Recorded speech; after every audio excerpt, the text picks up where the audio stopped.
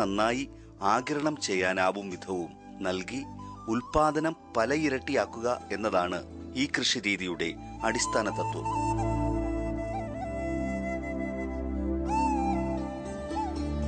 തമിഴ്നാട് പോലുള്ള പല സംസ്ഥാനങ്ങളിലും വലിയ തോതിൽ പ്രചരിച്ചുകൊണ്ടിരിക്കുന്ന ഈ കൃഷിരീതി കേരളത്തിലും വേരുപിടിച്ചു തുടങ്ങിയിട്ടുണ്ട്. പരമ്പരാഗത കൃഷിരീതി അനുവർത്തിച്ചിരുന്ന പലരും പ്രിസിഷൻ ഫാമിലേക്ക് ചുവടുമാറി തുടങ്ങിയിരിക്കുന്നു.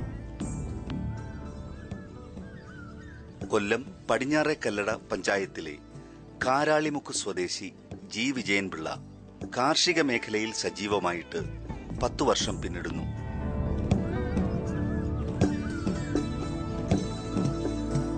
2009 കൃത്യത കൃഷിയെക്കുറിച്ച് ഇദ്ദേഹം കേൾക്കുന്നതും അത് പരീക്ഷണാടിസ്ഥാനത്തിൽ ഏറ്റെടുക്കുന്നതും.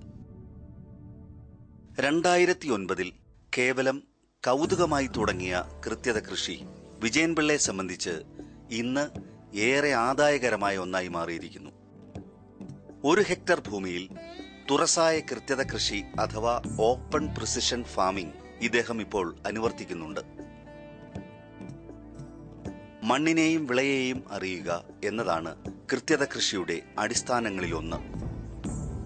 കൃത്യമായ മണ്ണു പരിശോധനയിലൂടെയും വിളയ്ക്ക് ശാസ്ത്രീയമായി ശുപാർശ ചെയ്യുന്ന പരിപാലനത്തെയും അടിസ്ഥാനമാക്കിയാണ് കൃഷി തുടങ്ങുക. സങ്കരവിത്തുകൾ നട്ടാൽ ഉൽപാദനക്ഷമത 10 മടങ്ങായതിനാൽ അവ ബമ്പർ വിളവ് തന്നെ തരും.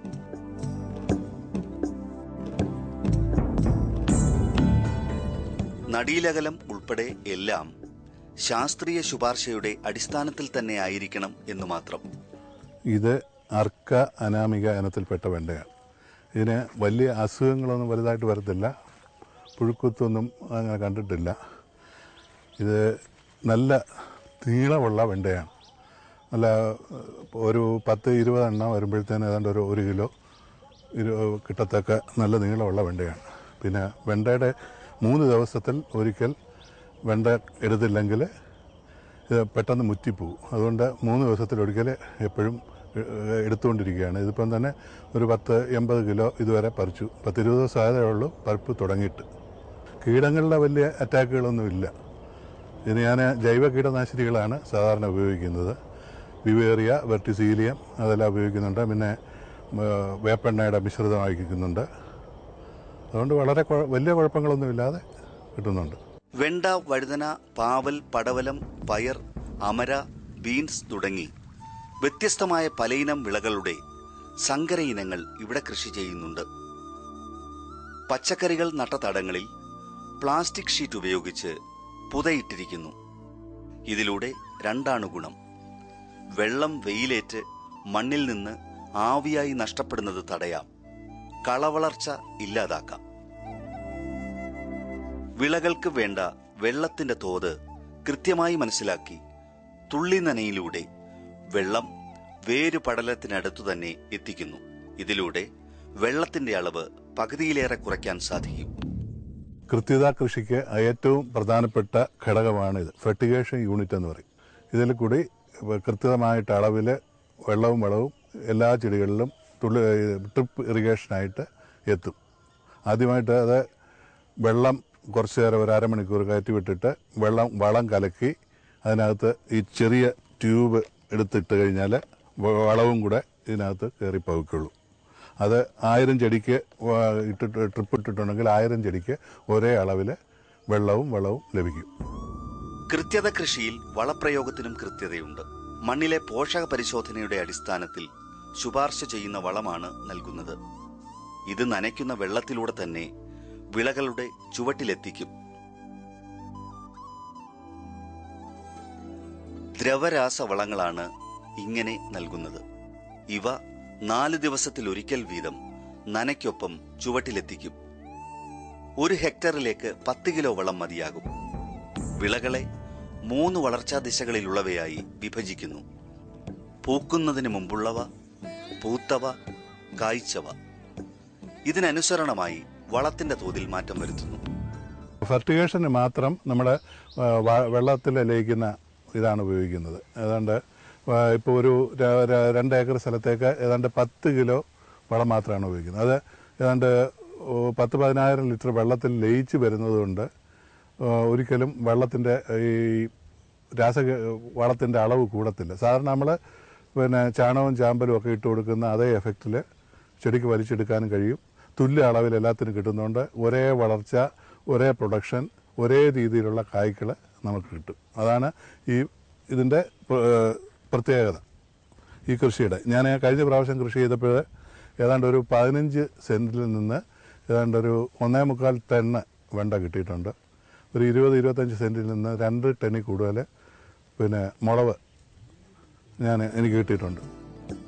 വളം കൃത്യമായി വേരുപടലത്തിനടുത്ത് എത്തുന്നതിനാൽ വെള്ളത്തിലൂടെ താഴേക്ക് അരിച്ചു നഷ്ടപ്പെടാതെ ഏറെക്കുറെ മുഴുവനായി വിളകൾക്ക് വലിച്ചെടുക്കുവാനാവും.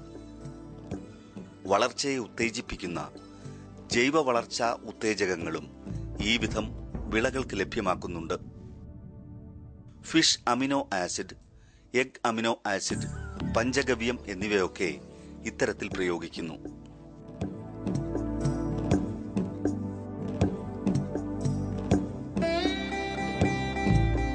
ഇതൊരു 18 പയറുണ്ടെങ്കിൽ 1 കിലോ തികയും. ഇത് ജൈവ രീതിയിലാണ് ഞാനിത് കൃഷി ചെയ്തിരിക്കുന്നത്. ഇത് പ്രീതി ഇനത്തിലുള്ള പാവലാണ്. VFCKയുടെ അരി ഉപയോഗിച്ചാണ് ഇത് നട്ടിട്ടുള്ളത്. ഇത് ഒരു പാവയ്ക്ക 400 ഗ്രാം, ഒരു 2-3 പാവയ്ക്ക ഉണ്ടെങ്കിൽ 1 കിലോ വെയിറ്റ് കിട്ടും.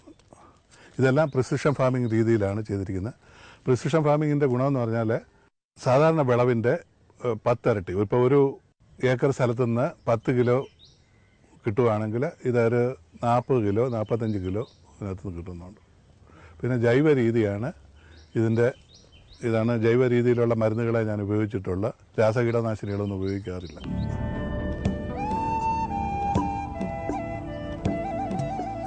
രാസകീടനാശിനികളെ വിജയൻ പിള്ള പൂർണ്ണമായും ഒഴിവാക്കിയിട്ടുണ്ട്. ജീവാണുവളങ്ങളും ജൈവ കീടനാശിനികളും ഉപയോഗിച്ചാണ് കീടരോഗങ്ങളെ അകറ്റുന്നത്. സ്യൂഡോമോണസ്, വെർട്ടിസീലിയം, ബവേറിയ, ട്രൈക്കോഡെർമ എന്നിവയൊക്കെ ഉപയോഗിക്കുന്നു. വേപ്പെണ്ണ എമൽഷൻ പോലുള്ള സസ്യജന്യ കീടനാശിനികളും. ഫെറമോൺ കെണികൾ ഉപയോഗിച്ച് കീടങ്ങളെ ആകർഷിച്ച് നശിപ്പിക്കുന്നുമുണ്ട്. പ്ലാസ്റ്റിക് പുത വേരിലൂടെയുള്ള രോഗബാധ കുറയ്ക്കുന്നു. ഇവിടെ പ്ലാസ്റ്റിക് മൾച്ചിങ് ചെയ്തിട്ടുണ്ട്. അപ്പോൾ ഈ പ്ലാസ്റ്റിക് കൊണ്ട് ഇവിടെ ഇപ്പം പച്ചമുളക്, പാവൽ, പടവലം ചെയ്തിട്ടുണ്ട്. അപ്പോൾ ഇതുകൊണ്ട് ഈ പ്ലാസ്റ്റിക് മൾച്ചിങ് ചെയ്യുന്നതുകൊണ്ട് കളകൾ വളർന്നില്ല. അതുപോലെ തന്നെ നമുക്ക് ജലനഷ്ടം കുറയ്ക്കാൻ സാധിച്ചിട്ടുണ്ട്. അപ്പോൾ ഈ പ്ലാസ്റ്റിക്കിൻ്റെ വില നമുക്ക് ഈ കള പറിക്കുന്നതിനുള്ള കൂലി ചെലവ് നമുക്ക് കുറയ്ക്കാൻ സാധിക്കുന്നുണ്ട്. പിന്നെ അത് ജലനഷ്ടവും കുറയ്ക്കാൻ സാധിക്കുന്നുണ്ട്. അപ്പോൾ ഇത് പിന്നെ ഉപയോഗിക്കാം. പിന്നെ അടുത്ത വർഷങ്ങൾ തുടർന്ന് ഇത് ഉപയോഗിക്കാൻ നമുക്ക് പറ്റുന്നുണ്ട്. കേരളത്തിൽ കൃഷി ചെയ്യുന്നതിലേറെയും വേനൽക്കാല പച്ചക്കറികളാണ്. മഴക്കാലത്ത് ഇവയുടെ ഉൽപാദനം ഇടിയുന്ന പ്രവണതയുണ്ട്. ഇത് മറികടക്കാൻ മഴമറയിലെ പച്ചക്കറി കൃഷിയും വിജയൻ പിള്ള അനുവർത്തിക്കുന്നു. 3 സെന്റ് സ്ഥലത്തുണ്ടാക്കിയ മഴമറയിൽ തക്കാളിയാണ് കൂടുതൽ കൃഷി ചെയ്യുന്നത്. കൂടാതെ സീസൺ അനുസരിച്ച് കാബേജ്, കോളിഫ്ലവർ തുടങ്ങിയ ശീതകാല പച്ചക്കറികൾ പോലും ഇതിനുള്ളിൽ വളർത്തുന്നു. ഇതിനുള്ളിലും തുള്ളി നനയും നനയ്ക്കൊപ്പമുള്ള വളപ്രയോഗവുമാണ് അനുവർത്തിക്കുന്നത്. കൂടാതെ ആവി നന അഥവാ മിസ്റ്റ് ഇറിഗേഷൻ ഉപയോഗിച്ച് അന്തരീക്ഷ ഈർപ്പം ക്രമീകരിക്കുന്നു. മികച്ച വിളവാണ് മഴമറയ്ക്കുള്ളിൽ നിന്ന് ലഭിക്കുന്നത്. കീടരോഗാക്രമണം വളരെ കുറവാണെന്നതാണ് മറ്റൊരു നേട്ടം. മഴമറയ്ക്കുള്ളിൽ പച്ചക്കറി തൈകളും ഉൽപ്പാദിപ്പിക്കുന്നു. ഇത് VFCKയുടെ കൃത്യത കൃഷിക്ക് ഉപയോഗിക്കുന്ന നഴ്സറിയാണ്. ഈ നഴ്സറിയിൽ ഈ 98 ക്യാവിറ്റി ട്രേയ്ക്കകത്ത് മണ്ണും വളവും ചകിരിച്ചോറും എല്ലാം കൂടെ നിറച്ചിട്ട് ഓരോ ട്രേയിലും ഓരോ ഗ്യാപ്പിലും അരിയിടുക. ഇതിനകത്ത് 98 അരിയിടുക. അങ്ങനെ 40,000 തൈ ഉൽപ്പാദിപ്പിക്കാനുള്ള കപ്പാസിറ്റി ഇതിനുണ്ട്.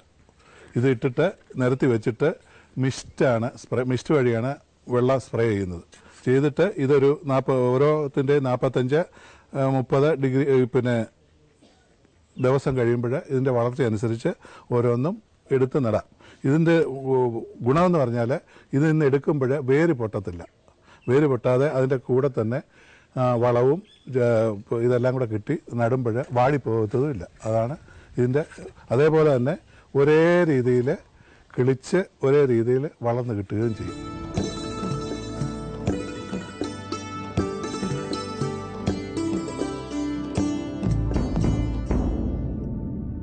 സാധാരണ കൃഷിയേക്കാൾ 4 മുതൽ 5 ഇരട്ടി വിളവ് ഈ രീതിയിൽ ലഭിക്കും.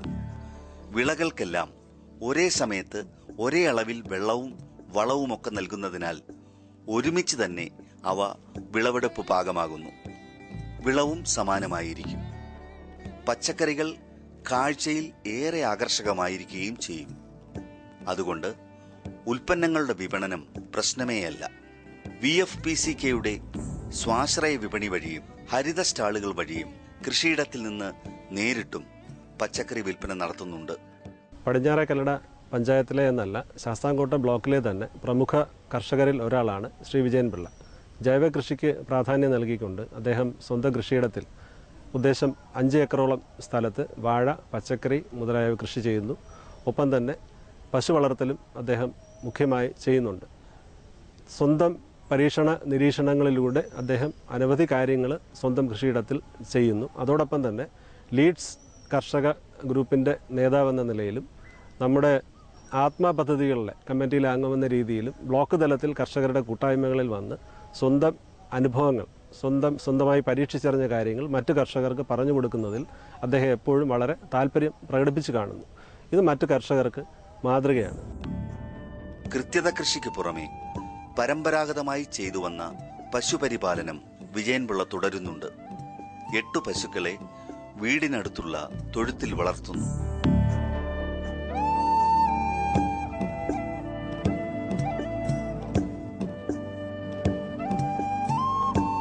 തീറ്റപ്പുല്ലും ചോളവും 1.5 ഏക്കറിൽ വളർത്തി കന്നുകാലികൾക്ക് നൽകുന്നുണ്ട്.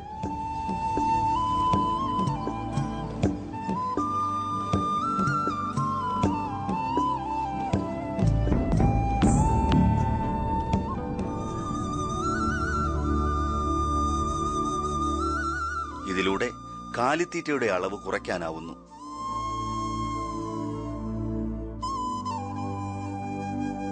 ഉൽപാദനത്തിലും പാലിന്റെ ഗുണമേന്മയിലും കുറവുണ്ടാവുന്നുമില്ല. വീട്ടിൽ നിന്ന് തന്നെ പാൽ വിപണനം ചെയ്യാനാവുന്നുണ്ട്.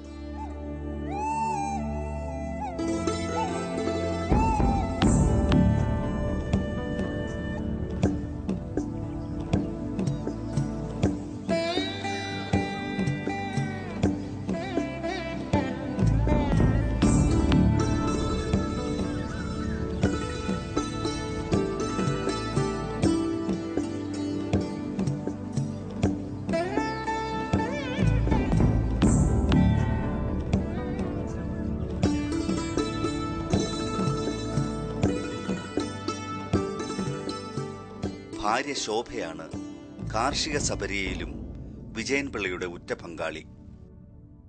ഇവരുടെ കൃഷിയിൽ ഇനി അനിശ്ചിതത്വങ്ങൾക്ക് സ്ഥാനമില്ല.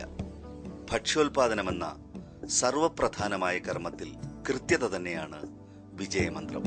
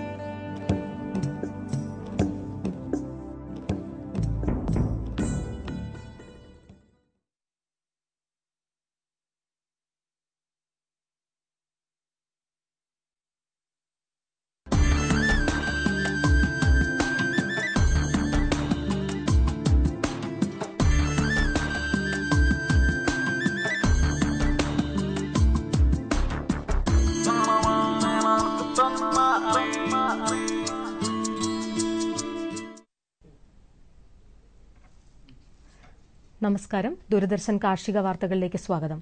പ്രധാന വാർത്തകൾ. കോഴി വളർത്തൽ ലെയർ ബ്രോയിലർ ഇന്റഗ്രേഷൻ രീതി. വീടുകളിൽ ജൈവ മാലിന്യങ്ങൾ വളമാക്കാൻ കമ്പോസ്റ്റിംഗ് ഇനോക്കുലം. വിശദമായ വാർത്തകളിലേക്ക്. മുട്ടക്കോഴി, ഇറച്ചിക്കോഴി എന്നിവ വളർത്തുന്നതിൽ poultry corporation layer broiler integration രീതി നടപ്പിലാക്കി വരുന്നു. കോഴികളെ വളർത്താൻ സൌകര്യവും കൂടും കർഷകർ തയ്യാറാക്കിയാൽ കോഴിക്കുഞ്ഞുങ്ങളും തീറ്റയും മരുന്നും അനുബന്ധ ഉപകരണങ്ങളും പൗൾട്രി കോർപ്പറേഷൻ നൽകും.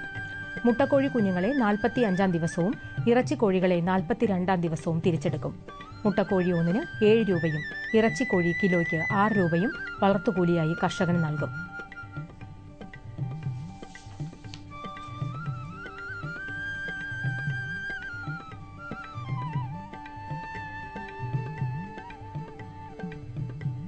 കൂടുതൽ വിവരങ്ങൾക്ക് ബന്ധപ്പെടേണ്ട ഫോൺ നമ്പർ 9656001735.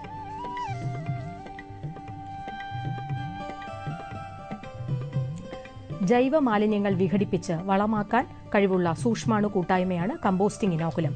വെള്ളായണി കാർഷിക കോളേജിലെ മൈക്രോബയോളജി വിഭാഗം പ്രൊഫസർ ഡോക്ടർ മീനാകുമാരിയും സംഘവുമാണ് സൂക്ഷ്മാണു കൂട്ടായ്മ തയ്യാറാക്കിയത്. ചെടിച്ചട്ടികളിൽ ജൈവമാലിന്യം നിറച്ച് കമ്പോസ്റ്റിംഗ് ഇനോക്കുലത്തിന്റെ സഹായത്തോടെ 40 മുതൽ 45 ദിവസം കൊണ്ട് ജൈവവളമാക്കി മാറ്റാം. വലിപ്പമുള്ള ചെടിച്ചട്ടികളുടെ സുഷിരങ്ങൾ അടച്ച് അതിൽ 1 ഇഞ്ച് കനത്തിൽ ചകിരിയോ ചകിരിച്ചോറോ വിരിക്കുക. ഇതിലേക്ക് അന്നുള്ള വീട്ടിലെ ജൈവമാലിന്യങ്ങൾ ഇടാം. ഇതിനു മീതെ കമ്പോസ്റ്റിംഗ് ഇനോക്കുലം വിതരണം.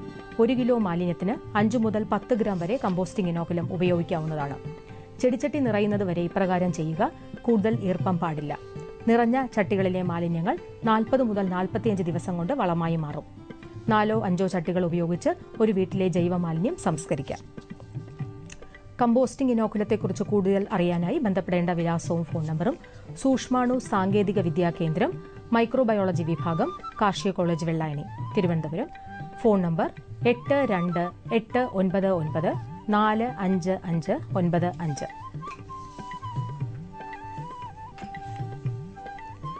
വീട്ടുവളപ്പിലും പൊതുസ്ഥലങ്ങളിലും പച്ചക്കറി കൃഷി വ്യാപിപ്പിക്കുവാൻ തൃശൂർ ജില്ലാ പഞ്ചായത്ത് പദ്ധതി നടപ്പാക്കും. കൂടാതെ കുടുംബ കൃഷി വ്യാപനത്തിന് സാമ്പത്തിക സഹായവും ഉൽപാദനോപാധികളും ലഭ്യമാക്കും. ഇതിനായി കാർഷിക സർവകലാശാലയുടെ പിന്തുണ തേടും. കാർഷിക സർവകലാശാലയുടെ തൃശൂർ കമ്മ്യൂണിക്കേഷൻ സെന്റർ നടത്തുന്ന കൂൺ വിത്തുൽപാദന പരിശീലനത്തിൽ പങ്കെടുക്കാൻ ബന്ധപ്പെടേണ്ട ഫോൺ നമ്പർ 9645420575.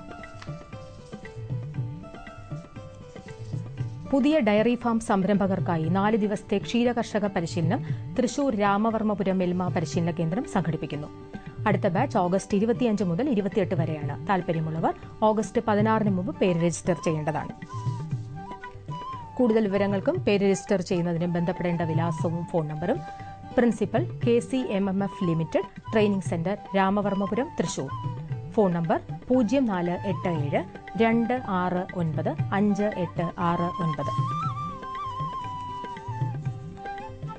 വെറ്റിനറി സർവകലാശാല 24 മണിക്കൂറും മൃഗചികിത്സാ സേവനം ലഭ്യമാക്കാനായി വിവര സാങ്കേതിക വിദ്യ അനുവർത്തിച്ചുകൊണ്ടുള്ള ഇ-വെറ്റ് കണക്ട് പദ്ധതി നടപ്പാക്കുന്നു. ആശുപത്രി സോഫ്റ്റ്വെയർ, കോൾ സെന്ററുകൾ, കസ്റ്റമർ മാനേജ്മെന്റ്, വെറ്റ് കണക്ട് സെന്ററുകൾ, ആംബുലൻസ്, ഉപഭോക്തൃ വിവര സാങ്കേതിക പോർട്ടൽ, വെറ്റിപീഡിയ, രോഗങ്ങളെക്കുറിച്ചുള്ള അറിവ് പകരൽ എന്നിവ ഇതിന്റെ ഭാഗമായി പ്രാവർത്തികമാക്കും. പദ്ധതി 2014 സെപ്റ്റംബർ മാസത്തോടെ പ്രവർത്തനം ആരംഭിക്കും. ഫിഷറീസ് വകുപ്പിന്റെ ജലകൃഷി വികസന ഏജൻസിയുടെ വർക്കല ഓടയം ഹാച്ചറിയിൽ മാക്രോ ബ്രാക്കിയം ഇനം ആറ്റുകൊഞ്ചു കുഞ്ഞുങ്ങൾ ലഭ്യമാണ്. രോഗനിർണയ പരിശോധന കഴിഞ്ഞ കുഞ്ഞിന് 60 പൈസയാണ് വില. ശുദ്ധ ജലാശയങ്ങളിൽ ലാഭകരമായി വളർത്താൻ പറ്റുന്ന ആറ്റുകൊഞ്ചാണ് മാക്രോ ബ്രാക്കിയം. ഹാച്ചറിയുമായി ബന്ധപ്പെടാവുന്ന ഫോൺ നമ്പർ 9447900128. കമ്പോള നിലവാരം. വെളിച്ചെണ്ണ കൊച്ചിയിൽ ക്വിന്റലിന് 15,700 രൂപ, വെളിച്ചെണ്ണ കോഴിക്കോട് 16,580 രൂപ, വെളിച്ചെണ്ണ തൃശൂർ 15,700, കൊപ്ര കൊച്ചി 10,800 രൂപ, കൊപ്ര കോഴിക്കോട് 11,100 രൂപ, കൊപ്ര തൃശൂർ 10,520 രൂപ, കുരുമുളക് അൺഗാർബിൾഡ് 72,000 രൂപ, കുരുമുളക് ഗാർബിൾഡ് 75,000 രൂപ, ചുക്ക് മീഡിയം 31,000, ചുക്ക് ബെസ്റ്റ് 32,500, മഞ്ഞൾ സേലം 7,000 രൂപ, മഞ്ഞൾ ഈറോഡ് 7,200 രൂപ, അടയ്ക്ക പുതിയത് 26,000-നും 27,000-നും മധ്യേ. കൊച്ചി റബ്ബർ RSS 5 ഗ്രേഡ് 13,200 രൂപ, RSS 4 ഗ്രേഡ് 13,850 രൂപ. Kottayam rubber RSS 5 grade 13,300, rubber RSS 4 grade 13,850 രൂപ. കമ്പോള നിലവാരം കൊച്ചിയിൽ. വെളിച്ചെണ്ണ 15,700, കൊപ്ര 10,800 രൂപ, പിണ്ണാക്ക് എക്സ്പെല്ലർ 2,300, പിണ്ണാക്ക് റോട്ടറി 3,000 രൂപ, കുരുമുളക് അൺഗാർബിൾഡ് 72,000, കുരുമുളക് ഗാർബിൾഡ് 75,000 രൂപ, ചുക്ക് മീഡിയം 31,000, ബെസ്റ്റ് 32,500, മഞ്ഞൾ നാടൻ 6,200, അടയ്ക്ക പുതിയത് 26,000-നും 27,000-നും മധ്യേ. ജാതിക്ക തൊണ്ടൻ കിലോഗ്രാമിന് 225 മുതൽ 275 രൂപ വരെ. ജാതിക്ക തൊണ്ടില്ലാത്തത് കിലോഗ്രാമിന് 450 മുതൽ 480 വരെ. ജാതിപത്രി 750 മുതൽ 900 രൂപ വരെ. ഗ്രാമ്പു 900 മുതൽ 1,020 രൂപ വരെ. Rubber RSS 5 grade 13,200, rubber RSS 4 grade 13,850, ഒട്ടുപാൽ 8,700, latex 9,800 രൂപ. കമ്പോള അവലോകനം. രൂപയുടെ മൂല്യം കുറഞ്ഞത് സുഗന്ധവ്യഞ്ജനങ്ങൾക്ക് നേട്ടമാകുമെന്ന് കയറ്റുമതിക്കാർ. ഇന്ത്യൻ കുരുമുളക് വില ടണ്ണിന് $13,200. അതേസമയം സൗദി അറേബ്യ മലബാർ കുരുമുളകിന് ഏർപ്പെടുത്തിയ നിരോധനത്തെ ആശങ്കയോടെയാണ് വിപണി വീക്ഷിക്കുന്നത്. മഴ മൂലം തായ്ലൻഡിൽ റബ്ബർ ടാപ്പിംഗ് തടസ്സപ്പെട്ടത് രാജ്യാന്തര വിപണിയിൽ ഷീറ്റ് വില ഉയർത്തി. പ്രതികൂല കാലാവസ്ഥയെ തുടർന്ന് കേരളത്തിലും റബ്ബർ വെട്ട് മന്ദഗതിയിലാണ്. മുഖ്യ വിപണികളിൽ ടയർ കമ്പനിക്കാർ താൽപര്യം കാണിച്ചു. മാസാരംഭ ഡിമാൻഡിനെ ഉറ്റുനോക്കിയാണ് വെളിച്ചെണ്ണ. വാങ്ങൽ താൽപര്യം മുൻനിർത്തി മില്ലുകാർ എണ്ണയ്ക്ക് ഉയർന്ന വില ആവശ്യപ്പെട്ടത് കൊപ്രയും നേട്ടമാക്കി. കൊച്ചി, കോഴിക്കോട്, തൃശൂർ വിപണികളിൽ മികവോടെയാണ് നാളികേര ഉൽപ്പന്നങ്ങളുടെ വ്യാപാരം അവസാനിച്ചത്. ഏലക്ക വില വീണ്ടും ഉയർന്നു. കയറ്റുമതിക്കാരും ഉത്തരേന്ത്യൻ ഇടപാടുകാരും നെടുങ്കണ്ടത്ത് നടന്ന ലേലത്തിൽ പിടിമുറുക്കിയതോടെ മികച്ച ഇനം കിലോയ്ക്ക് 1,010 രൂപയായും ശരാശരി ഇനങ്ങൾ 769 രൂപയിലും ലേലം കൊണ്ടു. കാലാവസ്ഥ. കണ്ണൂർ കൂടിയ താപനില 30.6 ഡിഗ്രി സെൽഷ്യസ്, കുറഞ്ഞ താപനില 24 degree Celsius. Kozhikode 31.2, 23.3. Kochi 31.2, 25.6. Alappuzha 31.3, 25.5. Punalur 32, 22. Thiruvananthapuram 31.2, 24.8 degree Celsius. ഇതോടെ ഇന്നത്തെ കാർഷിക വാർത്തകൾ സമാപിക്കുന്നു. നമസ്കാരം.